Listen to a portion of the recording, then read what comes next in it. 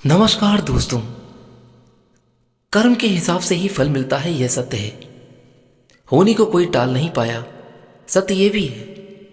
और साथ ही जो जैसा बोता है वो वैसा ही फल पाता है, यह भी एक तरीके का सत्य है।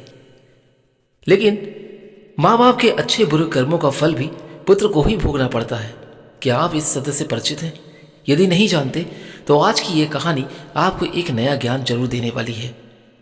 एक समय की बात है, एक महान तपस्वी अपने आश्रम में रहा करते थे। एक दिन उसकी पत्नी ने पूछा, स्वामी, क्या माता पिता के अच्छे और बुरे कर्मों का फल उसकी संतान को भोगना पड़ता है क्या? तभी महात्मा ने कहा कि हे देवी, माता पिता के अच्छे और बुरे कर्मों का फल उसकी संतान को भी अवश्य ही भोगना पड़ता है, और इसी जन्म में। आज मैं आपको एक प्राचीन कहानी सुनाने जा रहा हूँ, जिसे सुनने के बाद आपको यकीन हो जाएगा और पता चल जाएगा कि कैसे माता पिता के अच्छे और बुरे कर्मों का फल उसकी औलाद को ही मिलता है और वो उन्हें भोगना ही पड़ता है। हम आपसे अनुरोध करते हैं दोस्तों कि एक बार इस कथा को लाइक करके हमारे चैनल को सब्सक्राइब जरूर कर दीजिएगा। फिर महात्मा ने कथा को सुनाना आरंभ किया और कहते हैं, हे देवी, प्राचीन समय की बात है। एक गांव में एक गरीब आदमी रहा करता था। वो बहुत ही ज़्यादा गरीब था। किसी तरह से मेहनत मजदूरी करके अपने घर का पालन पोषण किया करता था। उसे मजदूरी में दिन भर काम करने के बाद 50 रुपये ही मिलते थे। उसमें से वो 25 रुपये रोजाना दान करता था और 25 रुपये में अपने परिवार का पालन पोषण करता था। इस प्रकार कुछ समय बीतने के बाद उसके घर में एक लड़के का जन्म हुआ। उस गरीब आदमी के परिवार में अब कुल 3 सदस्य हो गए थे। दोस्तों, हम आपसे अनुरोध करते हैं कि आप हमारे वीडियो को लाइक करके हमारे चैनल को सब्सक्राइब जरूर कर दीजिएगा और बेल आइकन को प्रेस कर दीजिए, ताकि आने वाली अगली कहानी भी आपको सबसे पहले मिल सके। दोनों पति पत्नी और एक लड़का अब धीरे धीरे उसका पालन पोषण में उस आदमी की समस्या होने लगी, क्योंकि दिन प्रतिदिन महंगाई बढ़ती ही जा रही थी। फिर महात्मा ने कहा कि हे देवी, एक दिन की बात है। उस आदमी के लड़के ने अपने पिता से पूछा कि पिताजी, आप रोजाना 50 रुपये कमाते हैं, जिसमें से आप 25 रुपये रोजाना दान भी कर देते हैं, और 25 रुपये में हम अपना गुजारा कैसे कर पाएंगे? उस आदमी को चुपचाप देखकर उसकी पत्नी ने कहा कि बेटा, ऐसी कोई बात नहीं है। तुम्हारे पिताजी रोज 50 रुपये कमाते हैं और 25 रुपये दान कर देते हैं। ये तुम्हारे लिए ही दान करते हैं, दूसरों के लिए नहीं। लेकिन वह लड़का इस बात को समझ नहीं पाया, क्योंकि वो बहुत ही छोटा था। महात्मा ने कहा कि हे देवी, इस तरह से कुछ समय बीतता चला गया और उस गरीब आदमी का लड़का धीरे धीरे बड़ा होने लगा और उसकी उम्र 7 वर्ष की हो गई थी। एक दिन वह आदमी काम करके शाम के समय वापस अपने घर लौट रहा था। तभी रास्ते में एक काला भैंसा आया और आकर उस गरीब आदमी को मारने लगा। उस भैंसे के हमले की वजह से उस आदमी की वहीं पर मृत्यु हो गई। जब उस आदमी की पत्नी और उसके लड़के को पिता की मृत्यु की खबर मिली तो उन्हें बड़ा ही दुख हुआ। फिर एक दिन उस गरीब आदमी के लड़के ने अपनी माँ से पूछा कि माँ, हमारे पिताजी कहाँ चले गए हैं? उस गरीब आदमी की पत्नी ने कहा कि बेटा, तुम्हारे पिताजी हम सबको छोड़कर यमपुरी में यमराज के पास चले गए हैं। तब बेटे ने कहा कि जब पिताजी थे तो रोजाना 50 रुपये कमाते थे, हमारा पालन पोषण उसी में करते थे और 25 रुपये वो दान कर देते थे। अब हमारा पालन पोषण कैसे होगा? कैसे हमारा पेट भरेगा? फिर माँ ने कहा कि बेटे से कि बेटा, जिस घर में गरीबी होती है उसका कोई सहायक नहीं होता, उससे सभी दूर भागने लगते हैं। यह विधि का विधान है, सिवाय भगवान के, क्योंकि वही गरीबों के सहायक होते हैं और गरीबों की मदद भी वही करते हैं।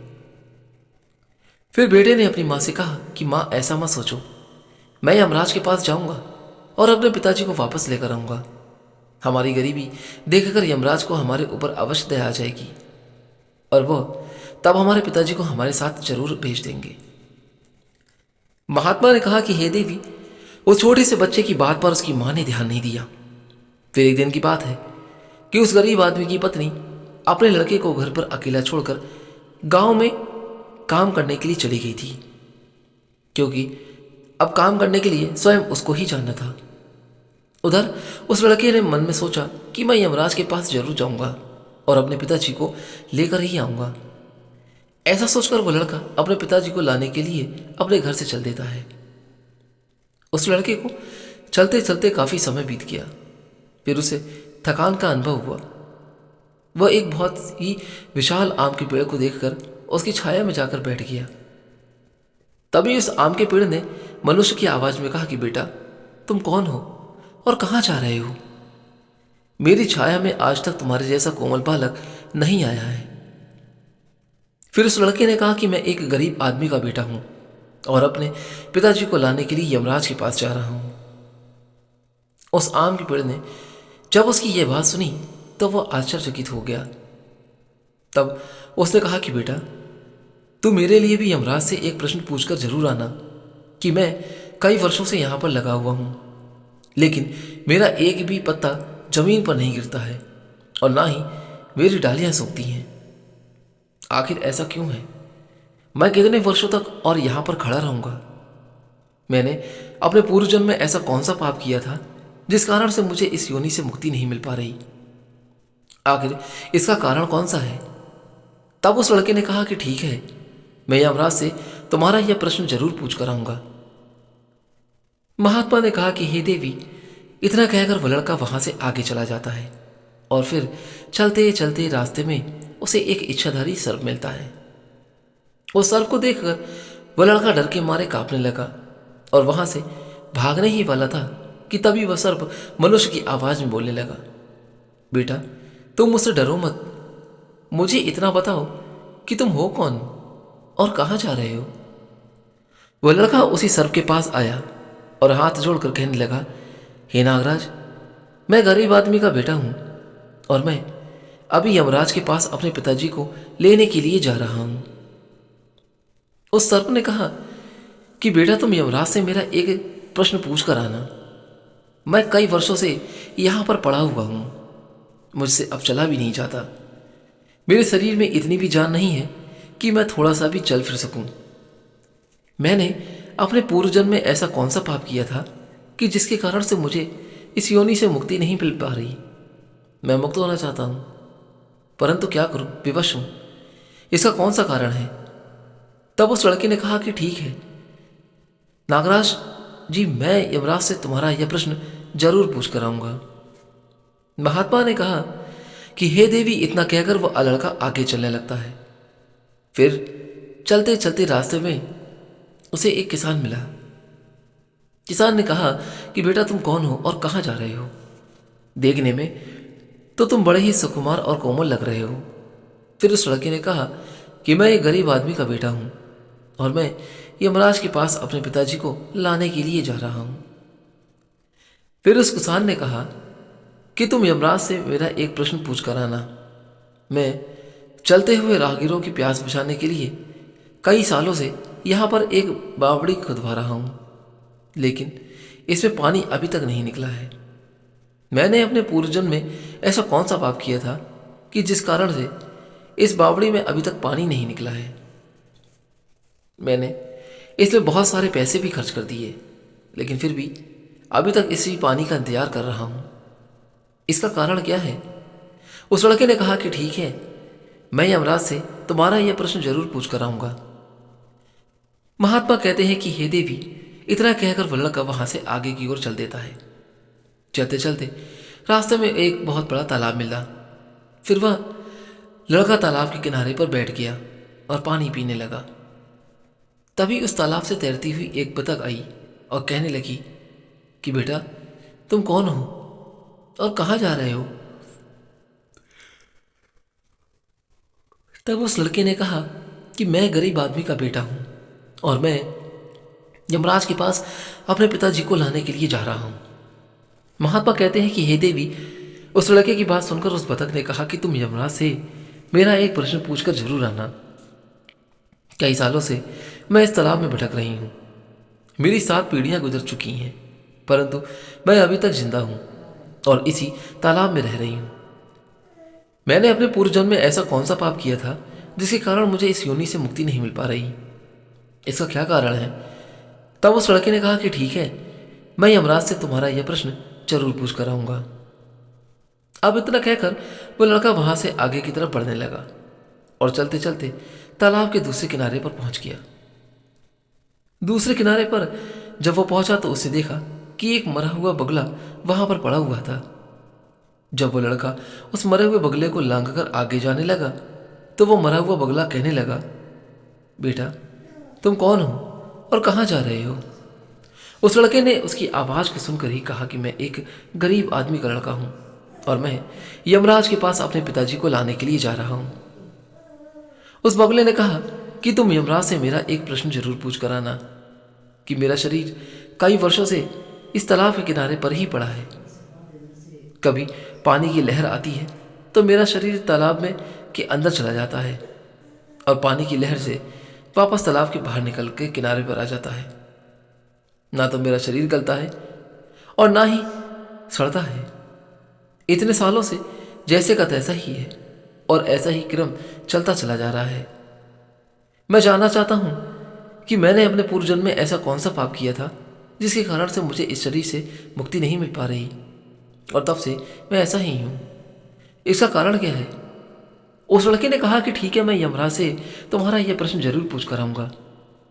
महात्मा कहते हैं कि देवी इतना कहकर वह लड़का वहां से चला गया और आगे चलते चलते यमपुरी में पहुंच गया और वहां पहुंचकर यमराज को प्रणाम किया तथा हाथ जोड़कर कहने लगा कि हे यमराज, मेरे पिताजी कहाँ पर हैं? जब मेरे पिताजी घर पर थे तो वह रोजाना 50 रुपये कमाते थे, जिसमें से 25 रुपये तो दान करते थे और 25 रुपये से हम लोग अपना पालन पोषण करते थे। लेकिन अब मेरे पिताजी घर पर नहीं है तो मैं और मेरी माँ भूखे मर रहे हैं। आपसे अनुरोध है कि उन्हें जल्दी से मेरे साथ हमारे घर पर भेज दीजिए। महात्मा ने कहा कि हे देवी।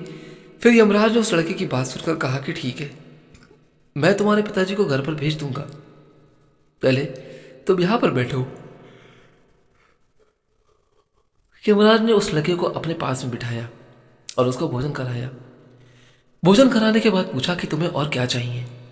फिर इस लड़के को रास्ते में जो भी मिले थे उनके प्रश्न यमराज से पूछे। यमराज ने उन सभी के प्रश्नों का उत्तर दिया और कहा कि बेटा, तुम जाते समय उन सबको उनके उत्तर बताते जाओ। फिर यमराज ने कहा कि बेटा, तुम अपने घर पर जाओ, तुम्हारी माँ तुम्हारा इंतजार कर रही है, तुम्हारे पिताजी तुम्हारे घर पर पहुंच जाएंगे। फिर वो लड़का यमराज को प्रणाम करके वहां से वापस अपने घर के लिए चला गया। चलते चलते रास्ते में सबसे पहले उसे मरा हुआ बगुला मिलता है जो रास्ते के किनारे तालाब पर पड़ा हुआ था। उस लड़के को देखकर वह मरा हुआ बगुला कहने लगा कि बेटा, क्या तुमने यमराज से मेरा प्रश्न पूछा था? तब उस लड़के ने कहा कि हाँ, मैंने यमराज से तुम्हारा प्रश्न जरूर पूछा। और यमराज ने कहा कि तुम पहले बहुत बड़े विद्वान थे, परंतु तुमने किसी को भी अपना ज्ञान नहीं बताया। अब मर गए हो और वह ज्ञान तुम्हारे अंदर ही अंदर खुल रहा है। जब तक तुम अपना ज्ञान किसी को नहीं बताओगे तब तक तुम्हारी आत्मा को शांति नहीं मिलेगी। महात्मा कहते हैं कि हे देवी। फिर उस मरे हुए बगुले ने कहा कि बेटा, अब ऐसी हालत में मेरे पास ज्ञान लेने के लिए कौन आएगा? तुम मेरा ज्ञान ले लो। फिर उस बगुले ने उस लड़के को जितना भी उसके पास ज्ञान था वो सारा ज्ञान दे दिया और ज्ञान देने के बाद तुरंत उसकी आत्मा को मोक्ष की प्राप्ति हो गई।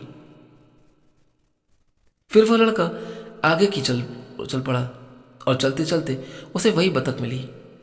बतख ने कहा कि बेटा, क्या तुमने यमराज से मेरा प्रश्न पूछा था?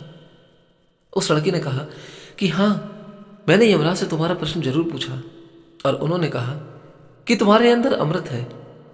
जब तक तुम इस अमृत को किसी को नहीं दोगे तब तक तुम ऐसे ही व्याकुल रहोगी। बतख ने कहा कि बेटा, अब कौन मिलेगा मुझे, तुम ही मेरा अमृत ले लो।